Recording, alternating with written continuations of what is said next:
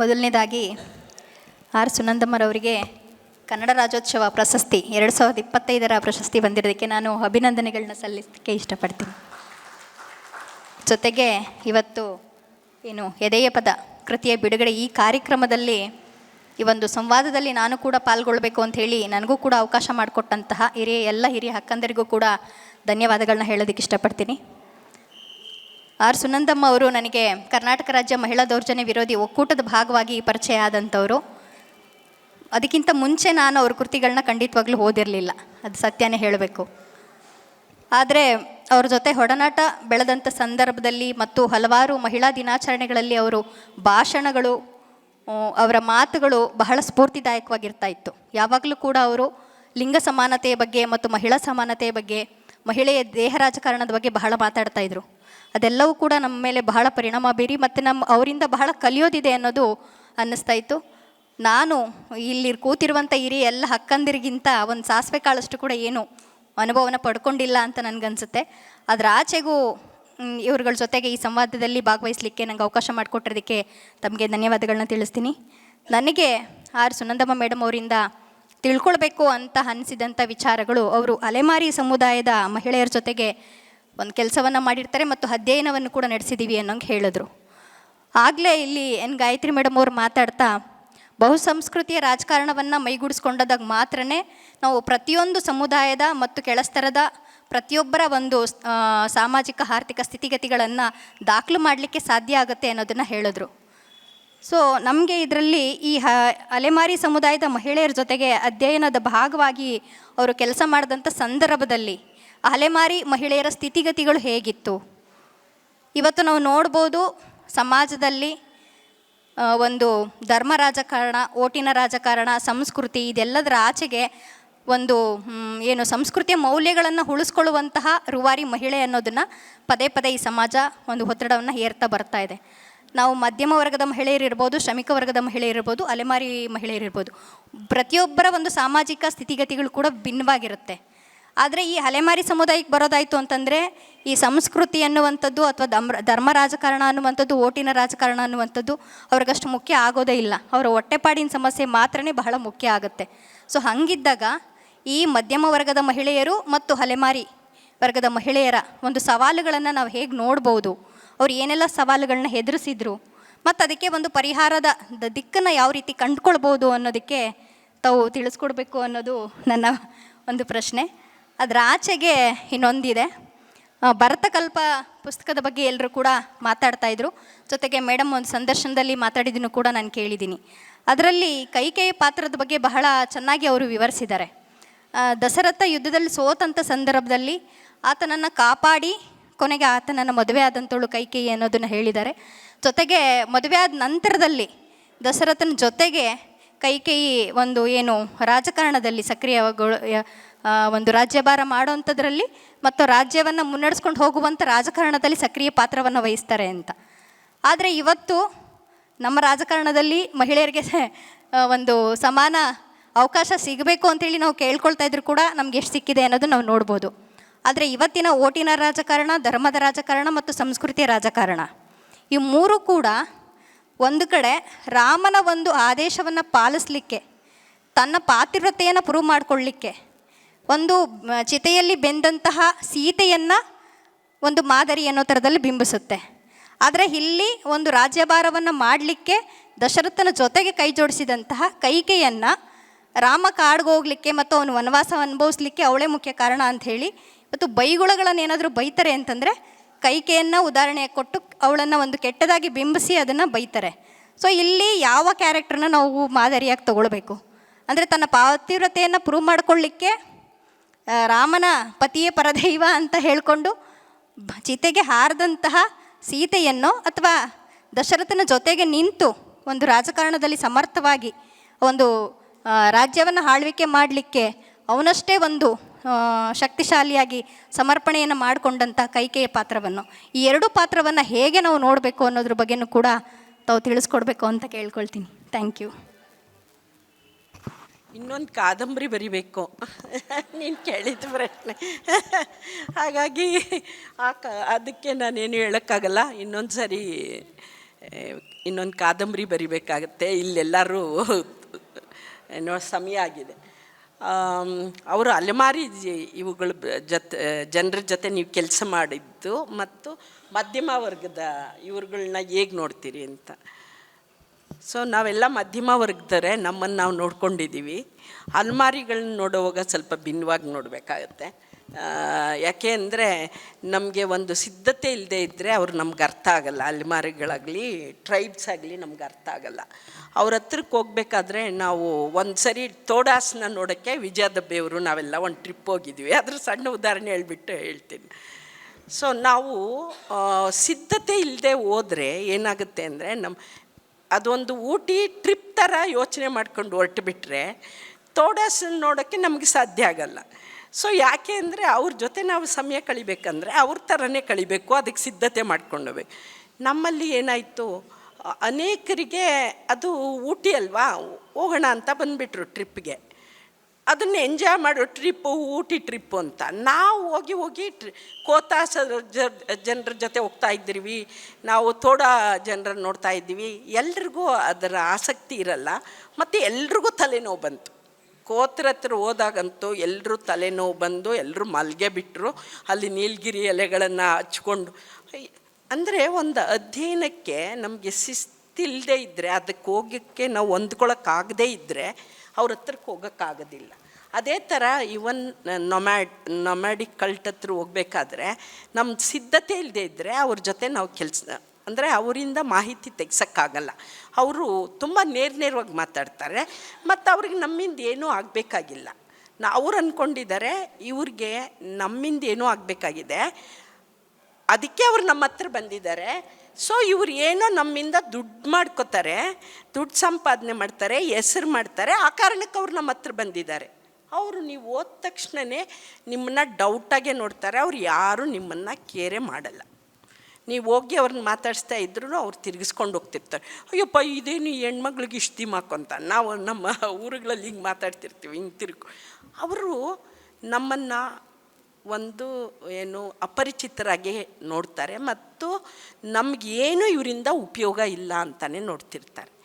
ನೀವು ಅವ್ರ ಹತ್ರಕ್ಕೆ ಹೋದರೆ ಅವ್ರು ಹೇಳ್ತಾರೆ, ನೀವು ನಮಗೆ ಏನು ಮಾಡ್ತೀರಿ, ನಮ್ಮ ಮನೆ ಹತ್ರಕ್ಕೆ ಬಂದಿದ್ದೀರಿ, ನೀವು ನಮ್ಗೆ ಏನು ಮಾಡಿಕೊಡ್ತೀರಿ, ಏನು ಮಾಡೋಕ್ಕೆ ನಿಮ್ಮಿಂದ ಆಗುತ್ತೆ ನೋಡಿ. ನಮ್ಮ ಜೀವನ ಹಿಂಗೆ ಇರೋದು. ನನ್ನ ಮಕ್ಕಳು ಭಿಕ್ಷೆ ಬೇಡ್ತೀವಿ, ಬೆಳಗ್ಗೆ 6 ಗಂಟೆಗೆ ಹೋಗ್ತೀವಿ, ಪರಕೆ ಮಾರಕ್ಕೆ ಹೋಗ್ತೀವಿ, ನಾವು ಕಾಡಿಗೆ ಹೋಗ್ತೀವಿ ರಾ ಮೆಟೀರಿಯಲ್ ತರಕ್ಕೆ. ಅವಾಗ ನಮ್ಮ ಮಕ್ಕಳು ನೋಡ್ಕೊಳ್ಳೋಕ್ಕೆ ಮುದುಕರು ನೋಡ್ತಿರ್ತಾರೆ. ಅವಾಗ ಮಕ್ಕಳು ಭಿಕ್ಷೆ ಬೇಡ್ಕೊಂಬರೋದು ಮುದುಕರು ಮತ್ತು ಮಕ್ಕಳು ತಿಂತಾ ಇರ್ತಾರೆ. ನಮಗೆ ನೀವೇನು ಮಾಡೋಕ್ಕೆ ಸಾಧ್ಯ? ಸೊ ನೋಡಿ, ನಾವು ಅಕಾಡೆಮಿಗಳೆಲ್ಲ ನಮಗೆ ಅವ್ರ ಬಗ್ಗೆ ಬರೀರಿ ಅಂತ ಕೊಡ್ತಾರೆ. ಬರೆಯೋಕ್ಕೆ ಹೋಗ್ಬೇಕಾದ್ರೆ ಅವ್ರ ಜೊತೆ ನಮಗೆ ಸಂವಾದ ನಡೆಸೋಕ್ಕೇ ಅವ್ರ ತಯಾರಿರಲ್ಲ ನಮ್ಮ ಜೊತೆ. ಸೊ ನಿಮಗೆ ಆ ಸಿದ್ಧತೆ ಮಾಡಿಕೊಂಡ್ರೆ ಮಾತ್ರ ಅವ್ರ ಜೊತೆ ಹೋಗಿ ಕೂರಕ್ಕಾಗೋದು. ನಾನಂತೂ ಒಂದು 15 ದಿವಸ ಪ್ರಯತ್ನ ಪಟ್ಟಿದ್ದೀನಿ ಅವ್ರ ಜೊತೆ. ಅವರ ನೀವು ಗೋಲ್ ಗುಮ್ಮಸ್ ಎದುರಿಗೆ ನಿಮ್ಗೆ ಯಾರಿಗಾದ್ರೂ ಬಿಜಾಪುರಕ್ಕೆ ಹೋದರೆ ನಿಮಗೆ ಗೊತ್ತಾಗುತ್ತೆ, ನಿಮಗೆ ಸಾಧ್ಯ ಆಗೋದಿಲ್ಲ. ಸ್ಲಮ್ಸ್ಗೆ ಹೋಗೋಕ್ಕೆ ಮಧ್ಯಮ ವರ್ಗದವ್ರಿಗೆ ಆಗಲ್ಲ. ಆ ಥರದ್ದು ಅಲೆಮಾರಿ ಜನಾಂಗ ವಾಸ ಮಾಡೋ ಜಾಗಕ್ಕೆ ಕೊರಚಿರು ಮಾಡೋಕ್ಕೆ ಮಧ್ಯಮ ವರ್ಗಕ್ಕೆ ಕಷ್ಟ. ಅದಕ್ಕೊಂದು ಪೂರ್ವ ಸಿದ್ಧತೆ ಮೈಂಡ್ಸೆಟ್ಟನ್ನು ಮಾಡ್ಕೊಳ್ದೇ ಇದ್ದರೆ ಆ ವಾಸನೆ ತಡ್ಕೊಳಕ್ಕಾಗಲ್ಲ ನಿಮಗೆ. ಅವರ ಮಕ್ಕಳ ಪಾಪ ಎಷ್ಟು ಇದಾಗಿರ್ತಾರೆ, ಅವ್ರನ್ನ ನಮಗೆ ನೋಡೋಕ್ಕಾಗಲ್ಲ. ನಮ್ಗೆ ಅಳುವೂ ಬರುತ್ತೆ. ಎಷ್ಟೋ ಸಾರಿ ಕಣ್ಣೋಗಿರೋದು ದುರ್ಗೆಯಿಂದ ಕಣ್ಣೋಗಿದೆ ಅಂತ. 3 ಹೆಣ್ಮಕ್ಳು ಕಣ್ಣು ಕಾಣಿಸಲ್ಲ, ಹೆಣ್ಮಕ್ಳು ಜಗಲಿ ಮೇಲೆ ಕೂತಿದ್ದಾರೆ. ಹೋಗಿ ಕೇಳಿದರೆ ನೋಡಮ್ಮ ದುರ್ಗೆ ನನ್ನ ಕಣ್ಣು ಕಳೆದ್ಬಿಟ್ಟಿದ್ದಾಳೆ. ದುರ್ಗೆ ಎಲ್ಲವ ಕಳೀತಾಳೆ, ನೀನು ಡಾಕ್ಟ್ರ್ ಹತ್ರ ಹೋಗಿಲ್ಲ?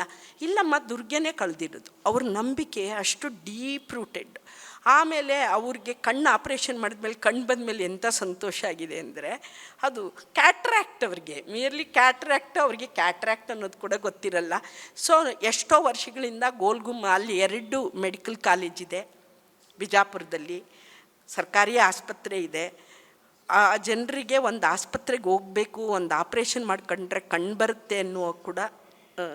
ನಾವು ಎಷ್ಟು ಎಲ್ತ್ ಕೆಲಸಗಳು ಮಾಡ್ತೀವಿ ಅಂದರೆ, ನಾವೆಲ್ಲೋ ಹೋಗಿ ನಮಗೆ ಬೇಕಾದ ಜಾಗದಲ್ಲಿ ಮಾಡಿ ಬರ್ತೀವಿ. ಅದರ ಅಗತ್ಯ ಇರೋ ಜಾಗಕ್ಕೆ ನಾವು ಕಲ್ತವ್ರು ಹೋಗಲ್ಲ. ಆದರೆ ಅಂಥವ್ರ ಹತ್ರಕ್ಕೆ ಹೋಗೋಕ್ಕೆ ತುಂಬ ಬದಲಾವಣೆ ಆಯಿತು. ಅವರು ಎಷ್ಟು ಬದಲಾವಣೆ ಆಯಿತು ಅಂದರೆ ನಮ್ಮ ಪ್ರೀತಿ ಸುಭಚಂದ್ರ ವೈವಾಗಿ ಬಂದಿದ್ದರು. ನಾನು ಅದನ್ನೇ PhD ಮಾಡಿಸಿದೆ ನಾನು ವರ್ಕ್ ಮಾಡಿದ ಮೇಲೆ.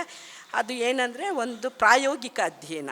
ಅವರಿಗೆ ಒಂದು ಪ್ರೋಗ್ರಾಮ್ ಕೊಡೋದು, ಅದರಿಂದ ಅವ್ರಿಗೆ ಏನು ಬದಲಾಯಿತು ಅಂತ ಗುರುತಿಸೋದು. ಆಮೇಲೆ ಆ ಹೆಣ್ಮಕ್ಳೆಲ್ಲ ನಾವು ವೈವಕ್ಕೆ ಬರ್ತೀವಿ ಅಂತ 40 ಜನ ಹೆಣ್ಮಕ್ಳು ಬಂದಿದ್ದರು ವೈವಕ್ಕೆ. ಈ ಪ್ರೀತಿ ಸುಭಚಂದ್ರ ಪ್ರಶ್ನೆ ಕೇಳ್ತಾ ಇದ್ದರೆ ಆ ಹೆಣ್ಮಕ್ಳು ಉತ್ತರ ಹೇಳ್ತಾಯಿದ್ರು.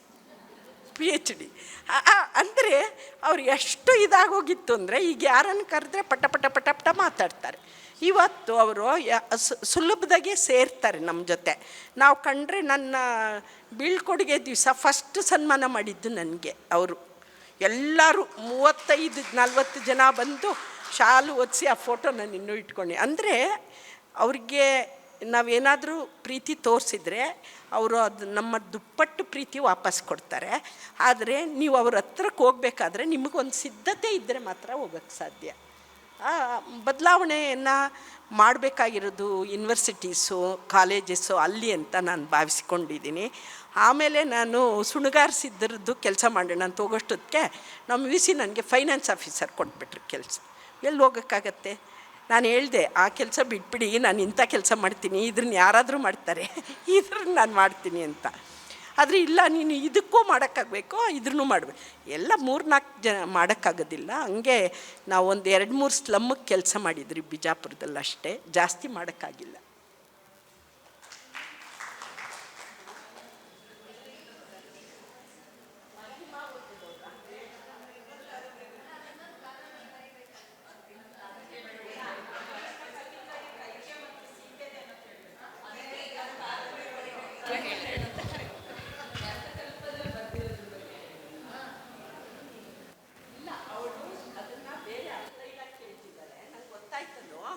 ಸೀತೆ ಅಂದರೆ ಪಾತಿವ್ರತ್ಯದ ಹಿನ್ನೆಲೆಯಲ್ಲಿ ಸೀತೆನ ಮತ್ತು ಕೈಕೆ ಅಲ್ವಮ್ಮ ನೀನು ಕೇಳಿದ ಆಯರ್ಥದಲ್ಲಿ? ಹಾಂ, ರಾಜಕಾರಣದ ಹಿನ್ನೆಲೆಯಲ್ಲಿ ಸೀತೆದು ಏನೂ ರೋಲೇ ಇಲ್ಲ ಅವಳದು. ಯಾವ ಥರನೂ ಇಲ್ಲ. ಅವಳು ಬಿಟ್ಟಾಗಿ ಹೋಗ್ತಾಳೆ, ಕರ್ಕೊಂಬ ಅಂದಾಗ ಬರ್ತಾಳೆ. ಅವಳಿಗೆ ಯಾವುದೋ ರೋಲೇ ಇಲ್ಲ. ಆ್ಯಕ್ಚುಲಿ ಸೀತೆ ಪಾತ್ರನ ನಾನು ಅಷ್ಟು ಗಂಭೀರವಾಗಿ ಪಾತ್ರ ಅಂತ ತಗೊಂಡೇ ಇಲ್ಲ. ಯಾಕೆ ಅಂದರೆ ಎಲ್ಲಿಯೂ ಕೂಡ ಸೀತೆ, ನಾನು ಕೈಕೇದು ಮಹಾಭಾರತದಲ್ಲೇ ಅಂದರೆ ರಾಮಾಯಣದಲ್ಲೇ ಕೆಲವು ಶ್ಲೋಕಗಳನ್ನು ನೋಡಿ ಸೀತೆ, ಕೈಕೆಯಷ್ಟು ಕೂಡ ಸೀತೆ ನಿಜವಾದ ತನ್ನ ಅಸ್ಮಿತೆಯನ್ನು ಕುರಿತು ಯೋಚಿಸಿಲ್ಲ. ಅವಳು ಮದುವೆ ಮಾಡ್ಕೊಂಬರ್ತಾಳೆ, ತುಂಬ ಒಳ್ಳೆ ಗಂಡ ಸಿಗ್ತಾನೆ, 14 ವರ್ಷ ಕಾಡಲ್ಲಿ ಒಳ್ಳೆ ರೊಮ್ಯಾನ್ಸ್ ಮಾಡ್ಕೊಂಡಿರ್ತಾಳೆ. ಅದರೆಲ್ಲ ಚಿತ್ರಣಗಳು ರಾಮಾಯಣದಲ್ಲಿದೆ ಶ್ಲೋಕಗಳಲ್ಲಿ. ಆಮೇಲೆ ಎತ್ಕೊಂಡು ಹೋಗ್ತಾನೆ. ಎತ್ಕೊಂಡು ಹೋದ್ಮೇಲೆ ನಾನು ಅಲ್ಲಿ ಮಾತ್ರ ನಾನು ನಿಮಗೆ ವಿವರಿಸ್ಬೇಕು. ಅವಳು ರಾಮನನ್ನು ನೋಡೋಕ್ಕೆ ಓಡ್ಕೊಂಬರ್ತಿರ್ತಾಳೆ. ರಾಮಾಯಣದ ಚಿತ್ರಣನೇ ಓಡ್ಕೊಂಡು ಬರುವಾಗ ಅವಳ ತಲೆ ಮೇಲೆ ನಾನು ಬರೆದಿಲ್ಲ ಅದನ್ನು. ಯಾಕೆ ಅಂದರೆ ಇವತ್ತು ಅದನ್ನೇನಾದರೂ ನಾವು ಮುಟ್ಟಿದರೆ 10 ಬಾಯಿಗಳು ಅಥವಾ 100 ಕಲ್ಲುಗಳು ನಮ್ಮ ಮೇಲೆ ಬೀಳ್ತವೆ. ಅವಳು ರಾಮಾಯಣದಲ್ಲಿ ಅವಳು ರಾಮನ್ನ ನೋಡಬೇಕು ಅಂತ ಅವನು ಗೆದ್ದು ಒಂದು ಹತ್ರ ನಿಂತಿದ್ದಾನೆ. ಸೀತೆ ಬಿಡುಗಡೆ ಆಗಿದ್ದಾಳೆ. ಅವನ ರಾಮನ ನೋಡುವ ಆಸೆಯಿಂದ ಓಡ್ಕೊಂಡು ಬರ್ತಿದ್ದಾಳೆ. ಅವಳು ಸೆರಗು ಜಾರಿದೆ ತಲೆ ಮೇಲೆಯಿಂದ. ಅವಳು ಒಂದು ಬಿರಿ ಅಂತ ಬರ್ತಾ ಇದ್ದಾಳೆ. ರಾಮ ಅದನ್ನು ನೋಡ್ತಾನೆ, ಹೇಳ್ತಾನೆ, ತಲೆ ಮೇಲೆ ಸೆರಗು ಬಿದ್ದು ಹೋದ್ರೂ ಅದನ್ನು ಗಮನಿಸಿಕೊಳ್ಳಲಾರದ ಜಾಗೃತಿನೇ ಇಲ್ಲದೆ ಇರೋ ಹೆಣ್ಣು ಅವಳಿಗೆ ಇದಿರಕ್ಕೆ ಸಾಧ್ಯನಾ? ಗೊತ್ತಾಯ್ತಾ? ಅಂದರೆ ನಾನು ಎಲ್ಲಿ ನಡೀತಿದ್ದೀನಿ, ಹೇಗೆ ನಡೀತಿದ್ದೀನಿ ಅನ್ನೋದು ನಿರಂತರವಾಗಿ ಗಮನದಲ್ಲಿಟ್ಕೋಬೇಕು ಅಂತ ಶ್ಲೋಕದಲ್ಲಿ ಬರುತ್ತೆ. ಅಂದರೆ ಅದನ್ನು ನೋಡಿ ಹೇಳ್ತಾನೆ, ನಾನು ನಿನಗಾಗಿ ಎಲ್ಲ ರಾಜ್ಯ ಗೆದ್ದಿದ್ದು, ನಮ್ಮ ಇಕ್ಷಾಕ್ಷು ವಂಶದ ಮರ್ಯಾದೆಗಾಗಿ ನಾನು ಅವನ ಯುದ್ಧ ಮಾಡಿದ್ದೀನಿ. ಹಾಗಾಗಿ ನನಗೆ ನೀನು ಬೇಡ. ನೀನು ಲಕ್ಷ್ಮಣನ ಜೊತೆ ಆದರೂ ಹೋಗು, ವಿಭೀಷಣನ ಜೊತೆ ಆದರೂ ಹೋಗು, ಭರತನ ಜೊತೆ ಆದರೂ ಹೋಗು, ನೀನು ಯಾರ ಜೊತೆ ಆದರೂ ಬೇಕಾದರೂ ಹೋಗು, ನನ್ನ ಜೊತೆ ಬೇಡ. ಇದು ಇವರೇ ವಾಲ್ಮೀಕಿಯ ಬರೆದಿರೋ ರಾಮಾಯಣದಲ್ಲಿ ಇದೆ. ಅಂದರೆ ನಾವು ಏನು ಹೇಳ್ಬೇಕು ಇಂಥದಕ್ಕೆ? ಆವಾಗ ದೇವಾನ್ ದೇವತೆಗಳೆಲ್ಲ ಬಂದು, ಅಪ್ಪ ನೀನು ಹಂಗೆ ಮಾಡಬೇಡ, ನೀನು ಹೆಂಡ್ತಿನ ಒಪ್ಕೋ, ಅವಳು ಎಷ್ಟು ದಿವಸದಿಂದ ಅಲ್ಲಿ ಅಶೋಕವನದಲ್ಲಿ ದುಃಖಿತಳಾಗಿದ್ಲು ಅಂದರೆ, ನಾನು ಒಬ್ಬ ಮೂಲಮಾನವ, ನನಗೆ ಅನೇಕ ಮಿತಿಗಳಿವೆ. ನೀವು ದೇವತೆಗಳು ಹೇಳ್ತೀರಿ, ನಾನು ಕರ್ಕೊಂಡೋದ್ರೆ ನಾನು ನಿಂದನೆಗೊಳಗಾಗ್ತೀನಿ ಅಂತ ಹೇಳ್ತಾನೆ. ಕರ್ಕೊಂಡೋಗಿ ಮಾಡಿದ್ದೇನು ಮತ್ತೆ? ಅದೇ ಕೆಲಸ. ಅಂದರೆ ಅವನಿಗೆ ರಾಜ್ಯ ಮುಖ್ಯ, ಅವನ ಆಸ್ತಿ ಮುಖ್ಯ, ಅವನ ಅಧಿಕಾರ ಮುಖ್ಯ. ಅವನಿಗೆ ಯಾವ ಹೆಣ್ಣಿಗಾಗಿ ಏನನ್ನೂ ಮಾಡಿಲ್ಲ. ಅವನು ಯಾವುದನ್ನು ಮಾಡೋದು ಇಲ್ಲ. ಅದಕ್ಕೆ ಈಗ ನಮ್ಮ ಪ್ರದೇಶ ಹಿಂಗಿರೋದು. ಅವ್ರು ಯಾವತ್ತೂ ಹೆಣ್ಮಕ್ಳಿಗಾಗಿ ಏನನ್ನೂ ಮಾಡಲ್ಲ, ನಾವೇ ಮಾಡ್ಕೋಬೇಕು ಅಷ್ಟೆ.